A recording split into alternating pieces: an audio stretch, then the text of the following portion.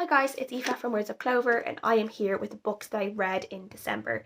I had a nice reading month in December, as I always do, kind of took it slowly, had quite a busy kind of Christmassy period, so Christmassy New Year period, so I actually didn't read and relax as much as I normally do, as much as I probably wanted to, but that's all okay. I still got some good books read, so I am going to tell you all about them now, including some of the Christmassy books that I read. So the first book I finished is actually something that was kind of I started in November, finished in December, and that was Emma by Jane Austen. This is a book that I originally read a few years ago, really enjoyed, and it's one that I have been wanting to reread since, and I eventually got around to it, and I just really enjoyed this. I'm definitely someone who's one on the side of like an Emma defender. I think people give her a little bit of a bad rep. She is impulsive, she can be selfish, she can be a little bit thoughtless at times, but like that's just who she is, that's her character. But underneath she has a very good heart. She's kind, she means well in many of the things that she does, even though sometimes the like what actually happens is something that she doesn't really intend to happen. But yeah, I just really enjoyed this one. I loved the kind of the friendship she has, the people like in the town that she's living in, that she has her ups and downs with. There's some really funny moments in this. And then there's Mr. Knightley, who I think is just one of these kind of like, he's someone who's like in the background for so much of this book, and then at some point he steps forward and you're like, oh, of course it's him, of course it's you. And he has some like really great romantic lines that I just swoon at. I really love. It's like, if I loved you more, if I loved you less, I might be able to talk about it more, which I love. I love that line. So yeah, I really enjoyed this one. This is like an easy four, probably 4 out of 5 stars for me this time around. But again, I've really enjoyed it. One of my favorite Jane Austens, and one I definitely appreciate, and I'm really glad I was finally able to reread it. Then a book I've been saying I wanted to read basically all year was Legends and Lattes by Travis Baldree. I always say Baldree, for some reason it's Baldree. And yeah, I'm finally glad I was able to read this cozy fantasy book. This is as I said, a cozy fantasy. We are following an orc called Viv, who basically leaves behind kind of this mercenary life, and she wants to settle down and kind of live a more simple life. She doesn't want to be killing things or going on quests anymore. She's kind of done with all of that. Ends up going to this town called Thun, and she opens up a coffee shop. But the people in this town literally have never heard of coffee before, and she has to kind of introduce the idea of coffee and all the bits and pieces that come along with coffee to this town. And I just really, this is just really cute. The characters are really cute. Viv and the relationship she has with other people who help her in the shop. There were some really like lovely like drink and food descriptions. There's a character in this who like is like kind of a baker character, and some of the food that he was baking, like cinnamon rolls, kind of fruit and nut biscuits and stuff like that, sounded so good. There's actually a recipe in the back of this book for Thimblets, which is like from the character called Thimble. So I keep meaning to try and see if I can make those Thimblets. So yeah, I just really enjoyed this one. This was like a 3.5 out of 4 stars. I think it does kind of get a little bit like nothing really happens, or like nothing that does happen is a surprise. Everything is very much like laid out. You can see everything that's probably going to happen, but it's definitely like a feel good book. It's a cozy book. It's one that, you know, doesn't have very high stakes. So if you need something that's very calming and very grounding, this is a lovely book to have that with. It's a very nice book to like just curl up on a couch and a hot drink in a blanket and probably read in one sitting in a way. Very easy to read, so I definitely appreciated it for all of those things. But for me, like I do read like a good bit of fantasy as well, so in terms of fantasy, it's definitely like on the kind of a lot more slow paced side for me. In that way, I kind of sometimes like a little bit more action than there was in this book, but I did still really love it, so a 3.5 to a 4. The Van by Roddy Doyle. This actually ticked off a Pop Sugar challenge for me, which was to read a book in the year that you were born, which is 1991 for me.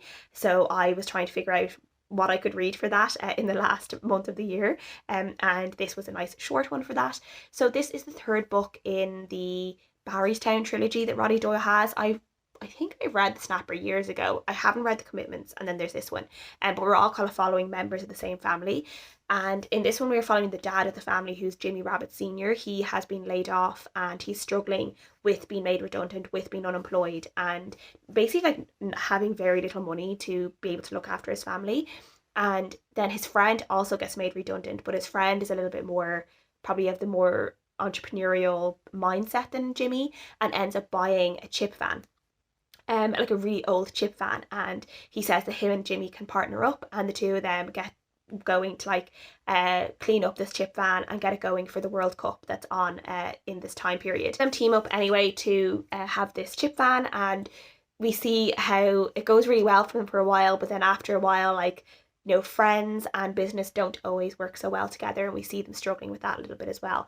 And this is told in like Roddy Doyle's signature voice. It was really fun actually reading this in many ways, because where Barry Town is like fictionally based is actually really near where I live at the moment. So there was loads of different kind of like places that he was talking about that I know of like pretty well. The only thing I had issues in terms of this book was it's very dated in terms of some of the languages that is used, particularly around like women and how Jimmy Senior, particularly Jimmy Senior and one of his other friends, not really Bimbo, but how Jimmy Senior talks about the women that he's seeing, and kind of like he'd never actually like do anything because he loves his wife. He'd never actually like cheat on her or anything, but in terms of just like saying stuff about like girls and like just the way it's just really icky, and it just wasn't nice. There was like some comments around like his son's 15-year-old girlfriend and how she was a little ride, and I was like, you are like a 50-year-old man and she is a 15-year-old girl. That is disgusting. So it's just stuff like that like when this was probably originally published, like that wouldn't have been like, people wouldn't really have batted an eye at that, where now you're reading it now, it's like that's gross and inappropriate, and you wouldn't put that in a book now. So it's just stuff like that that just lessened my enjoyment of it a little bit, so I gave it a 3 out of 5 stars. Every year I like to read a Karen Swan book for Christmas. She's kind of like one of my Christmassy December staples, and I listened to the Christmas Postcards by her, and unfortunately this one is definitely one of my least favourite of hers. In this one we are following a character called Natalie, who is a young mother. I think she's like 25, 26. She has a 3-year-old daughter, and her marriage isn't the best. It's kind of like it's on the rocks a little bit. They're not in the greatest place, so they went on holiday to kind of sort this out. They accidentally left their daughter's toy in this Airbnb, the toy that she loves, and she literally like can't live without, she can't sleep without this toy. And then they find out the next day and they're absolutely devastated they're after losing this toy. So they do this like social media search to try and find where this toy ended up, and it ends up that it was found by the person who was in the Airbnb after them. His name is Duffy, and he is actually going on this like mountain trek in Nepal.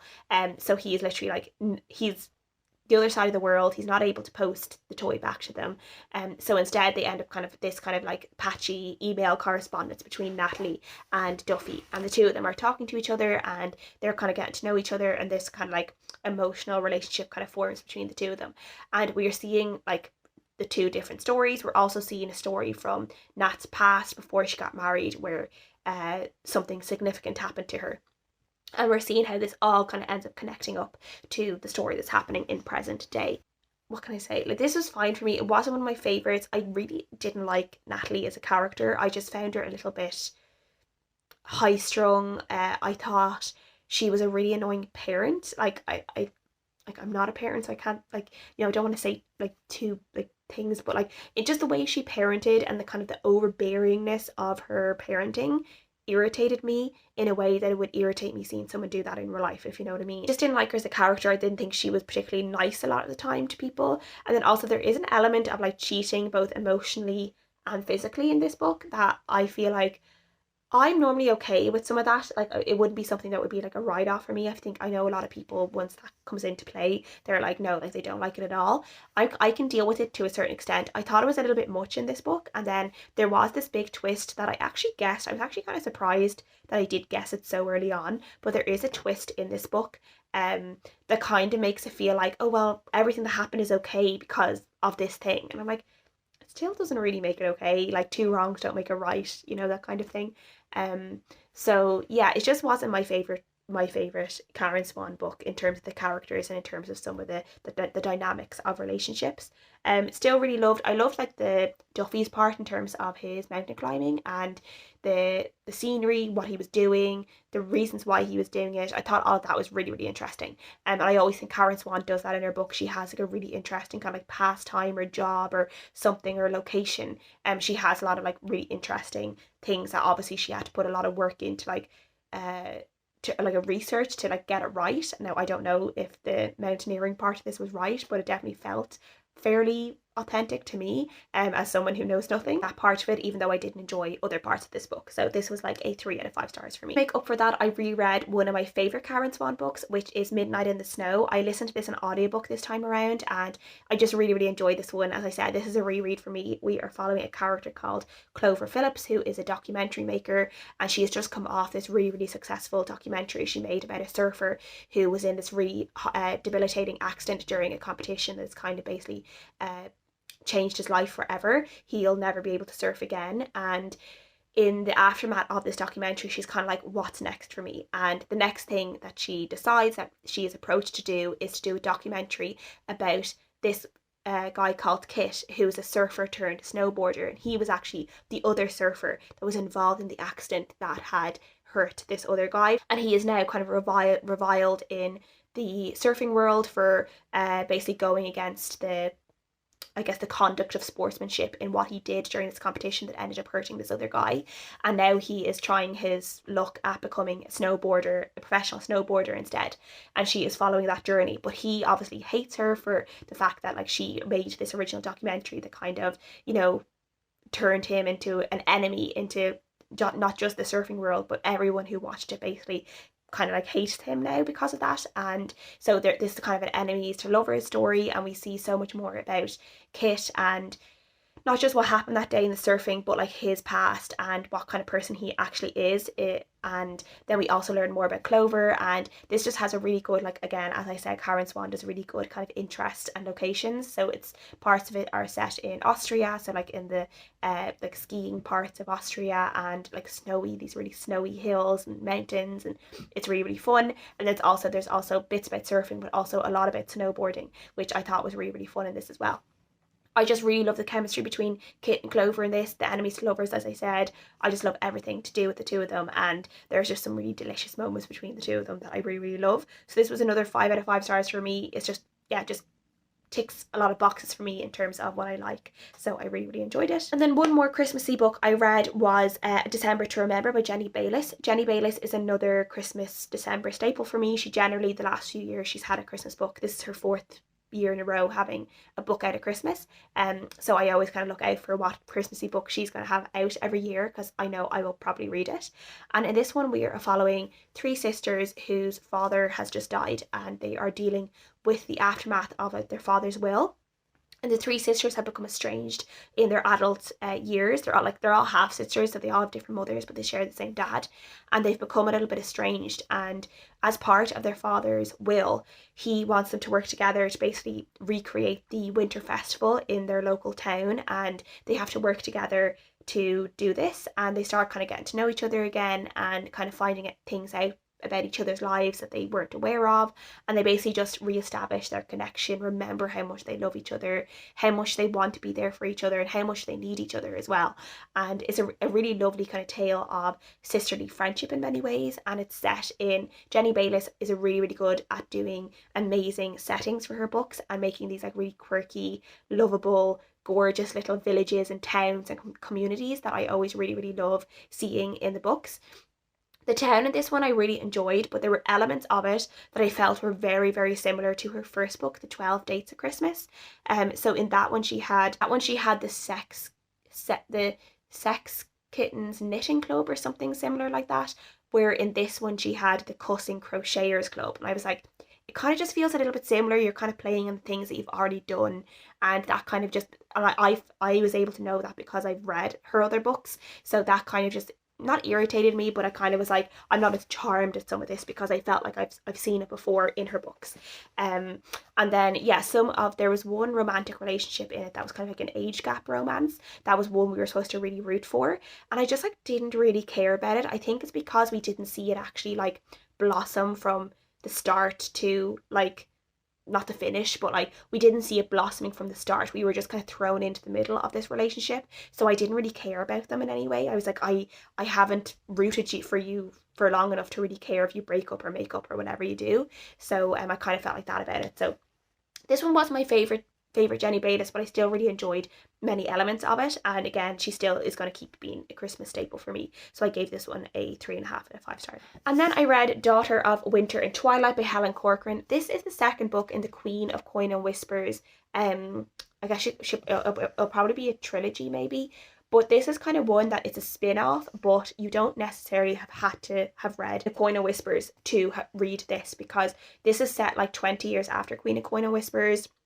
We're following an adopted daughter of the characters in that original book, and this book is kind of goes in a different direction fantasy wise than the first book does. The first book is kind of more politics, court intrigue, and we're seeing a queen, kind of a princess, come in, become a queen, and have to establish herself in a kind of court that is trying to like kind of overrule her in many ways, and she has to establish herself in this and protect herself. Where in this, has been queen for 20 years now. She is ruling away fine with her. They're following their daughter Emery, who is now trying to kind of figure out her role as princess, what that means in the future. She's at the age now where she should be getting betrothed to someone, and she's kind of scared of that as well, of like what that means. She's not in a world where she has to be betrothed to a man. It can be a woman if she wants to, and she has to try. She's like basically trying to figure it out. She doesn't really know what she wants to do, and she's a little bit scared, and she's in like a very kind of vulnerable place, and she's kind of thinking about her birth parents a lot as well, because she's adopted. There are some kind of complicated situations around who her birth parents are, and she is dealing with a visit from her cousin, who's kind of from a neighboring kingdom, and also one that they don't have the greatest relationship with. And when the two of them are out one day, they end up being kidnapped. But they end up being kidnapped by this goddess, who is the basically the Lady Winter, who is this goddess, and they're brought to this mountain by her. And there's two other royal kids there, like teenagers there, royal heirs there, from other countries, and Emery is told that it's her job basically to get all of these royal heirs out of the mountain, or all of them will die. And it's up to her now, like, to kind of go through these trials that Lady Winter has set to save everyone. And in doing so, she basically is kind of bringing magic back into the world.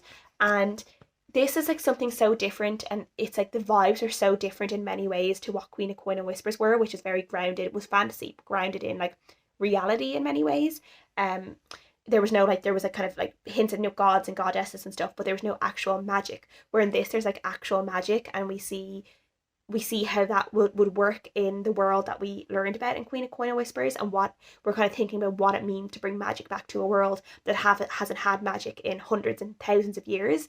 And I just loved everything in this book. I loved the friendships in it. I loved the kind of like the tiniest inkling of a lovely romantic relationship in it. There is a romantic interest in this who is like the cutest cinnamon bun of cinnamon buns. He is an absolute darling. He's like the kind of boy who, like, on the red carpet, he stands and like holds your purse while you go and get all your photos done, and he's like happy, like just waiting for you while you shine and do your thing. And I just love that. I love seeing particularly like a male character portrayed that way, happy to be in the shadows, and for his queen or his princess to be the one that has all the limelight on them. I love that, because I feel like you don't always see male characters like that. I feel like you normally see female characters in those situations. So I really loved seeing a male character like that, and one that is happy, who has been raised in a matriarchal society, and is, happy to be basically a king consort, not a king. And I just loved that. I loved everything there. I loved so much in this book. I just thought it was so much fun.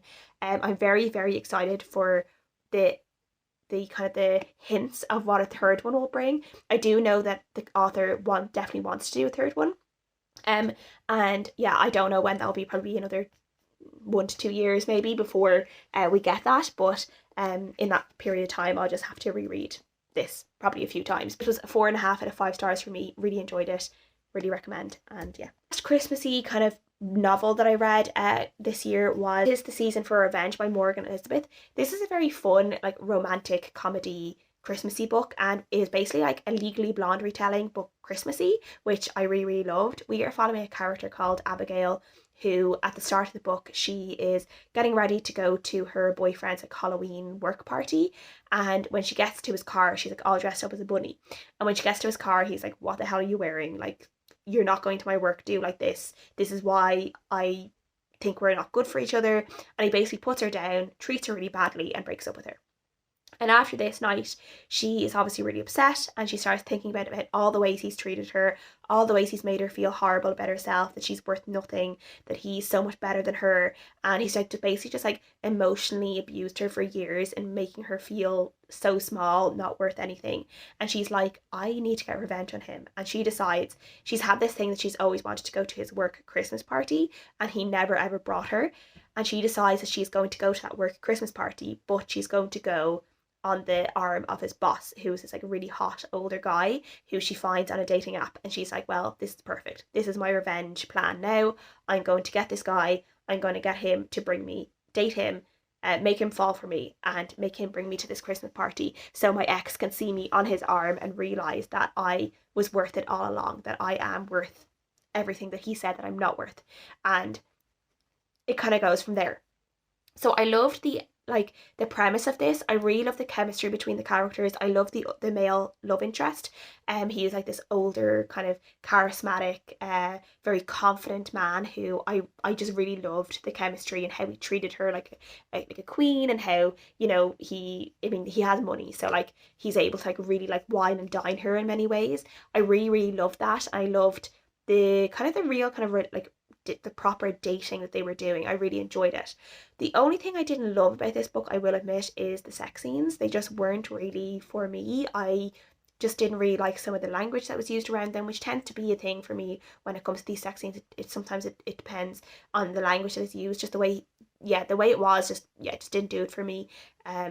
So yeah, that was just kind of a blip for me with this book. But a lot of other things I really really loved. I loved how the love interest kind of like, you know, he was there to kind of remind her, or to like he loved her for exactly who she was, blonde bubbly girl who loves pink, you know what I mean, like, and there's nothing wrong with that. And of course, like, she should need a man to make her feel like that, but because of what she's been through as well, it kind of, you know, it helped.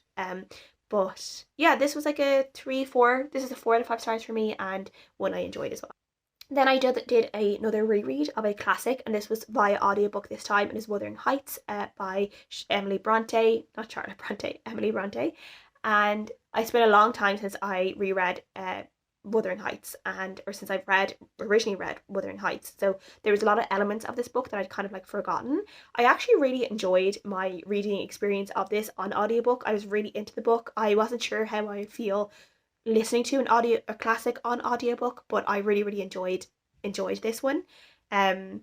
This is obviously about Kathy and Heathcliff. Heathcliff was adopted into Kathy's family when he was quite young, but he was never really treated right by her brother, and after their father died, he's basically like told that he has to be a servant. And then when Heathcliff grows up, he basically comes back and is not a very nice person, kind of acts like almost like a revenge plan on Kathy, not Kathy, but her family. And yeah, taking kind of the house and the land and not treating people very well. And we're seeing all of this through the eyes of a man who has come to rent out one of the houses that Heathcliff now owns, and he's kind of getting the backstory of Heathcliff's life from one of the servants in the house that he is renting.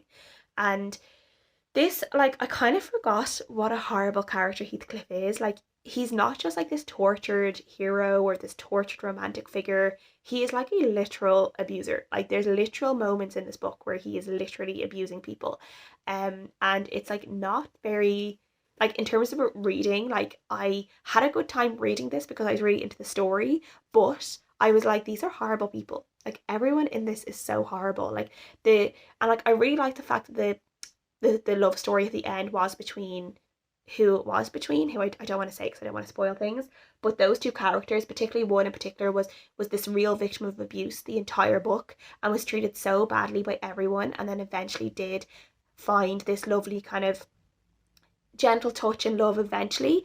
And yeah, I just, like, this was a 4 out of 5 stars for me. I enjoyed it, but also I didn't quite enjoy being reminded of how horrible these characters were, because they were really, really horrible. I read a really bad book, and that was Copycat by Alex Lake. This is a thriller following a character called Sarah who starts realizing that someone has been impersonating her like online, and she ends up kind of getting these like weird messages. People get weird messages saying that they're from her when they're not. Things are happening around her family and her kids, and she basically feels like someone is out to get her, and it starts making her feel really, really paranoid, and people start thinking that there's something wrong with her because they think that she is doing this even though she's saying that she's not doing it. They think that she's doing all of this for attention, even like her husband isn't believing her anymore.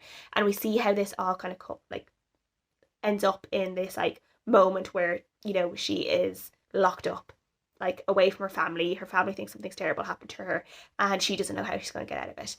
And this book was just like pretty bad. It had some like tropes that I just really don't like being used as a cause for to treat people in these ways. I say too much because like it would be a spoiler, but I'll leave like a Goodreads review below if you want to kind of say much, but if you want to see more. But yeah, it's one I wouldn't recommend. I don't think it's very good. It's messy, it was boring, it was predictable, and also, as I said, the tropes that it played on weren't very particularly good. It was kind of like lazy writing in many ways. So yeah, not one that I enjoyed. So I gave it a 2 out of 5 stars. Then I read Claire Keegan's latest novella, which is So Late in the Day. This one I gave 4 stars to. Not my favourite Claire Keegan, but I still really enjoy her writing. This is very short. We're learning about a man who is kind of thinking back about a relationship he had with a woman, and how their like day-to-day like life was, and what his life is like now without her, and how he feels about her, but also how he feels about women in particular.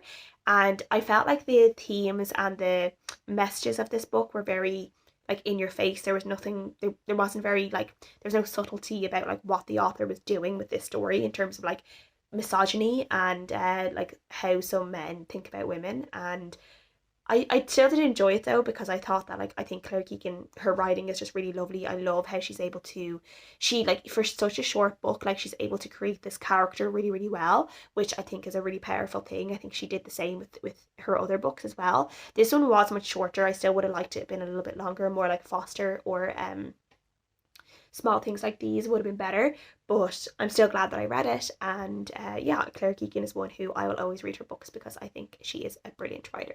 And then the last book I read in 2023 was The Winter of the Witch by Katherine Arden. This is the 3rd and final book in the Nevernight trilogy, and we are following on with Vasya, who is our main character. She is living in Russia, and she's able to see the magical creatures of Russian folklore, and she is basically trying to keep them alive as Russian people start like leaning more into Christianity and losing their traditional beliefs, which means that the powerful creatures, or sorry, the magical creatures that once like protected these families and looked after the people of Russia, are starting to die off because people aren't believing in them anymore. People aren't believing in them anymore because they're believing in other gods instead. And we're seeing Vasya as she tries to connect people and their like modern beliefs with old beliefs, and trying to like convince like kind of try and tie everything together. And she's kind of on going through like different adventures trying to do that. She's going through her own adventure, or her own experience of grief and loneliness and war and being treated really badly. And we see her have to deal with wars in this book, and fight in wars that she never wanted to be a part of, and also get the magical creatures involved in war as well, and get their help in ways to protect the humans of Russia, and particularly the humans of Moscow. I just really love this book. I think it's so magical, so beautiful. The lyrical writing in this is amazing. I really, really love it. And I also just really love that Vasya is this young girl who loves horses, loves magical creatures, believes in magic. And there's this really like gorgeous kind of like ethereal romance in this as well that I really, really love. It's one I really root for, and I really loved the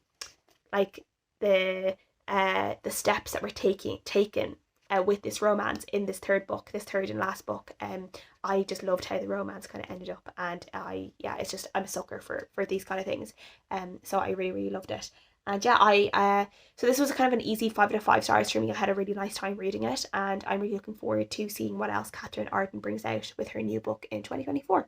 So that's everything I read in December. Please let me know what you guys think, what you guys read in December. I would love to know. Do you guys have any authors or books that you always like to read around Christmas time or December? I would love to know. Thank you guys so much for watching as always, and I'll see you guys again next time. Bye.